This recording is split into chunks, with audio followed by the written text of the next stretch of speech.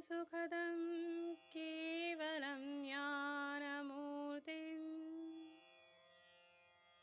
द्वन्द्वातीतं गगनसदृशं तत्त्वमस्यादिलक्ष्यम्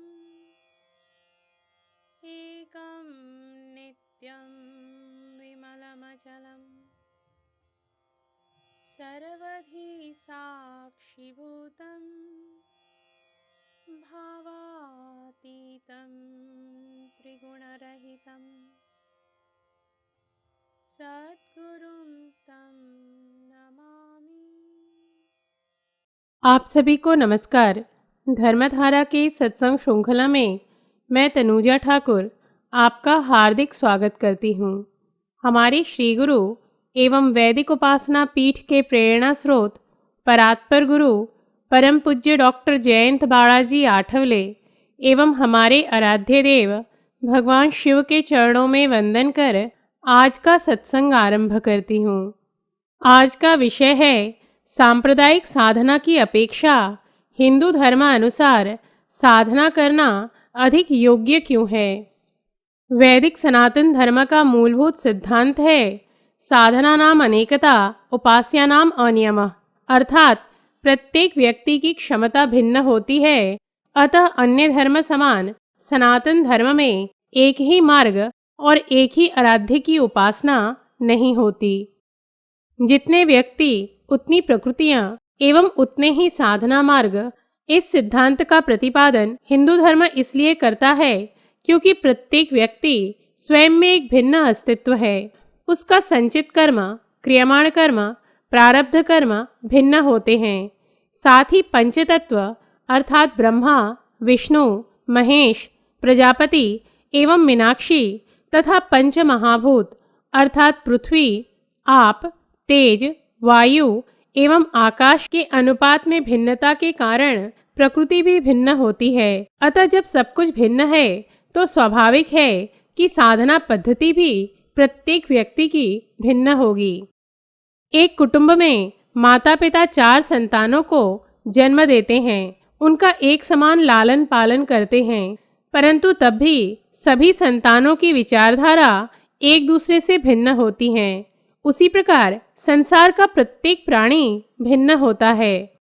यदि हम किसी वैद्य के पास जाएं और वह वैद्य भिन्न रोगों से पीड़ित प्रत्येक रोगी को एक ही औषधि दे तो कोई रोगी उसके पास पुनः नहीं जाएगा, किंतु सांप्रदायिक साधना में यही होता है।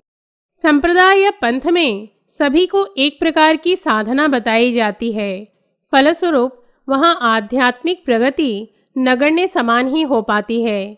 और सांप्रदायिक साधना के कारण मेरे गुरु श्रेष्ठ, मेरा संप्रदाय श्रेष्ठ, मेरे उपास्य श्रेष्ठ एवं मेरी उपासना पद्धति श्रेष्ठ, इन संकुचित मानसिकताओं से सांप्रदायिक साधक पीड़ित हो जाते हैं।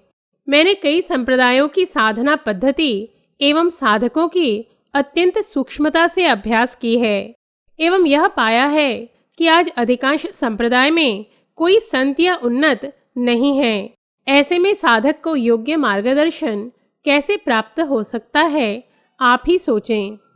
वस्तुतः जब तक संप्रदाय के संस्थापक जीवित रहते हैं तब तक उनकी संकल्प शक्ति के कारण उनसे जुड़े साधकों की प्रगति होती है, परंतु संस्थापक के देहत्याग के पश्चात यदि उनके स्थान पर बैठने वाला शिष्य संत पद पर नहीं हो तो संप्रदाय से जुड़े साधकों की शीघ्र आध्यात्मिक प्रगति नहीं हो पाती है। ऐसे में सांप्रदायिक साधना करने से मात्र साधना करने की मानसिकता निर्माण होती है। तो प्रश्न उठता है कि संत या अध्यात्मवेद संप्रदाय या पंथ की स्थापना क्यों करते हैं।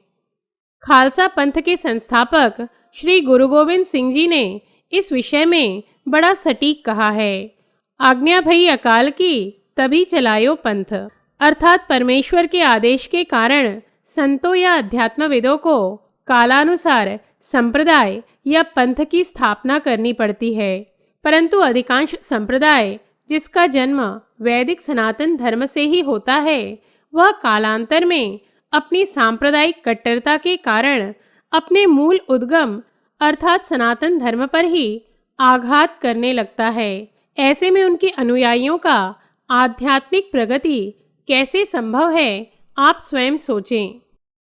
सांप्रदायिक साधना में या तो एक ही देवता या एक ही उपासना पद्धति या एक ही योग मार्ग अनुसार साधना बताई जाती है।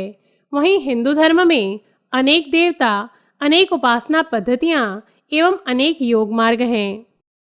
यथार्थ में सनातन धर्म में प्रतिपादित 33 कोटि देवी देवता, 33 कोटि तत्व हैं। हमें जिस तत्व की आवश्यकता हो, यदि हम उसी तत्व की उपासना करें तो हमारी आध्यात्मिक प्रगति अति शीघ्र होती है। उदाहरण के रूप में यदि किसी व्यक्ति को विटामिन डी की आवश्यकता हो और वह विटामिन डी की औषधि ले तो उसे शीघ्र स्वास्थ्य लाभ होगा।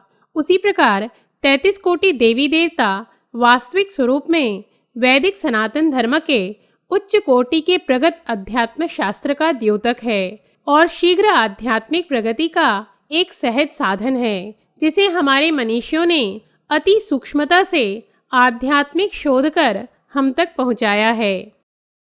भक्ति योग अनुसार यदि हम योग्य देवता की साधना आराधना करते हैं तो हमारी आध्यात्मिक प्रगति शीघ्र होती है। किंतु हम किस देवता की साधना करें जिससे हमारी आध्यात्मिक प्रगति शीघ्र संभव हो, यह कोई आत्मज्ञानी संत ही बता सकते हैं।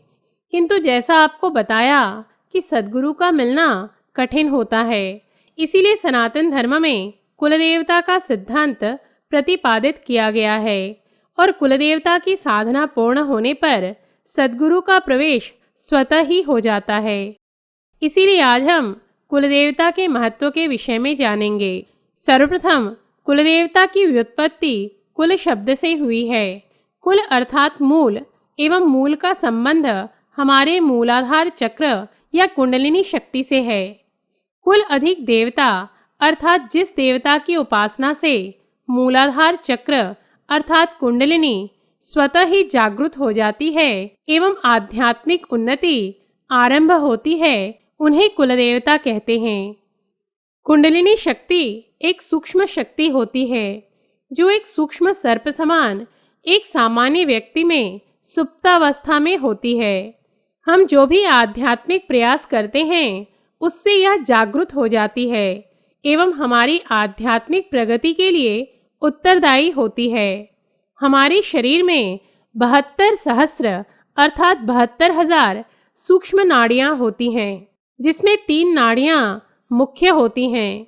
हमारी रीढ़ की हड्डी में एक सूक्ष्म नाड़ी होती है जिसे हम सुषुम्ना नाड़ी कहते हैं। सुषुम्ना नाड़ी के बाईं ओर चंद्र नाड़ी होती है और दाहिने ओर सूर्य नाड़ी होती है। कुंडलिनी जागृत होने पर इस सुषुम्ना नाड़ी में वह ऊपर की दिशा की ओर बढ़ने लगती है और उस नाड़ी में स्थित 6 चक्रों का अर्थात मूलाधार, स्वादिष्ठान, मणिपुर, अनाहत, विशुद्ध एवं आज्ञा इनका भेदन कर सहस्रार चक्र अर्थात आध्यात्मिक प्रगति के अंतिम चक्र तक पहुंच जाती है और तब हमारी साधना पूर्ण हो जाती है। कुलदेवता के जप से मूलाधार चक्र का भेदन होता है और हमारी आध्यात्मिक यात्रा आरंभ हो जाती है। हम गंभीर रोग में स्वनिर्धारित औषधि नहीं लेते हैं, अपितु उस क्षेत्र के अधिकारी व्यक्ति अर्थात चिकित्सक के मतानुसार औषधि लेते हैं। उसी प्रकार भवसागर में फंसने के गंभीर रोग से बचने हेतु अध्यात्मविद के मार्गदर्शन अनुसार साधना करना आवश्यक होता है। किंतु ऐसे सत्पुरुष को हम कहाँ ढूंढें? ईश्वर ने हमारी इस अड़चन का भी निराकरण किया है एवं उन्होंने प्रत्येक व्यक्ति की उसकी आध्यात्मिक उन्नति के लिए योग्य तथा आवश्यक कुल में जन्म दिया है। हम अस्वस्थ होने पर सर्वप्रथम अपने नियमित चिकित्सक के पास जाते हैं, क्योंकि उन्हें हमारी शरीर प्रकृति एवं रोग की जानकारी होती है। यदि किसी कार्यालय में शीघ्र कार्य करवाना हो तो हम परिचित व्यक्ति के पास जाते हैं। उसी प्रकार 33 कोटि देवी देवताओं में कुल देवता के प्रति हमें अपनापन लगता है। वही हमारी पुकार सुनने वाले व आध्यात्मिक उन्नति के लिए उत्तरदायी होते हैं। जब ब्रह्मांड के सर्वतत्व हमारे सूक्ष्म पिंड में आ जाते हैं तो हमारी साधना पूर्ण हो जाती है। सर्व प्राणियों में मात्र गाय में ही ब्रह्मांड के सर्व देवताओं की तरंगों को ग्रहण करने की क्षमता होती है। इसीलिए कहा गया है कि गाय के उदर में 33 कोटि देवी देवता वास करते हैं। उसी प्रकार ब्रह्मांड के सर्व तत्वों को 30% तक लाने की क्षमता कुलदेवता के नाम जप में है। कुलदेवता पृथ्वी तत्व के देवता हैं, इसीलिए उनकी उपासना से साधना आरंभ करने पर कष्ट नहीं होता। क्षमता न होते हुए भी सीधे ही तेज तत्व की उपासना अर्थात ओम, गायत्री मंत्र, महामृत्युंजय मंत्र इत्यादि करने से कष्ट की संभावना रहती है। धर्मपालन एवं साधना के अभाव में वर्तमान समय में लोगों की सात्विकता निम्न स्तर पर पहुंच चुकी है। ऐसे में कुलदेवता का जप पृथ्वी तत्व से संबंधित होने के कारण साधना आरंभ करने पर कष्ट नहीं होता, अपितु शीघ्र ही अनुभूतियां होने लगती हैं एवं हमारी आध्यात्मिक यात्रा को गति मिलती है। जिस प्रकार इस स्थूल शरीर के माता पिता होते हैं, उसी प्रकार हमारे जीवन में गुरु के प्रवेश होने से पूर्व इस सूक्ष्म शरीर के माता पिता कुलदेवता होते हैं। कुलदेवता हमारे भौतिक एवं आध्यात्मिक प्रगति हेतु उत्तरदायी देवता हैं। जिनके घर पर कुलदेवता की कृपा होती है एवं पितर तृप्त होते हैं, उस घर में पुत्र पौत्र, धन धान्य, सुख ऐश्वर्य इत्यादि में कभी भी न्यूनता नहीं होती। एवं कुलदेवता का जप पूर्ण होने पर हमारे जीवन में उच्च कोटि के संत का पदार्पण स्वतः ही हो जाता है।